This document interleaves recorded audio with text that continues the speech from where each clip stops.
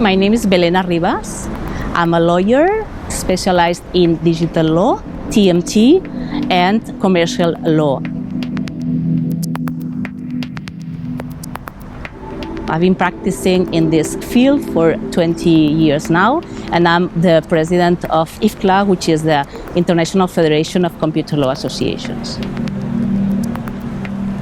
It is important to build robust digital law systems. I very usually point out which is a myth, and that is that the internet or blockchain or the metaverse do not have a governing law. This is totally false. There are governing laws, be that the law of California, the law of Panama, the law of Hong Kong, etc.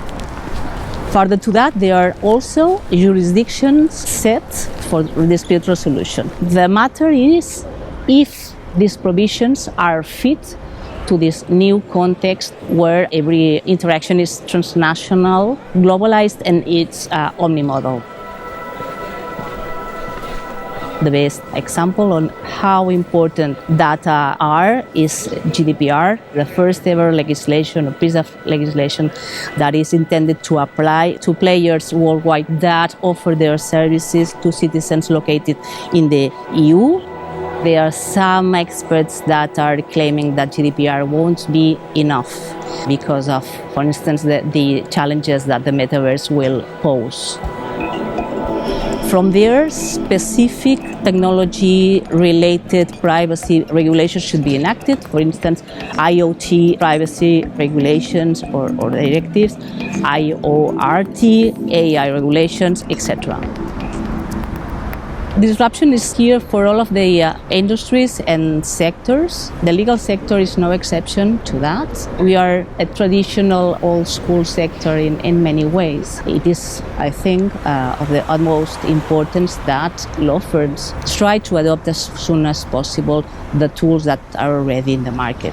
Tools used by law firms include AI tools, client firm communication tools, e-signature, document automation tools, research platforms tools, and the like.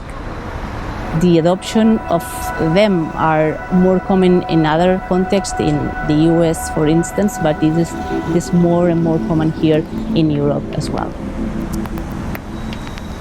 In the field of identity, there is a consensus that we have to shift the paradigm from the anonymity that we used to practice to a paradigm of identification in the use of the Web 3.0.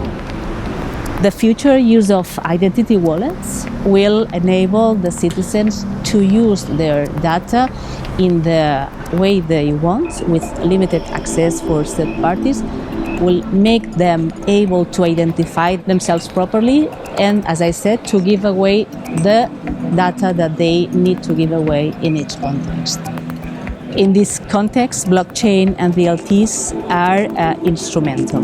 There is the hope that enacting the new digital rights charters that are now a work in progress in several jurisdictions worldwide will give the stakeholders a compliance obligation and the public an awareness and the possibility to exercise and to demand for these rights.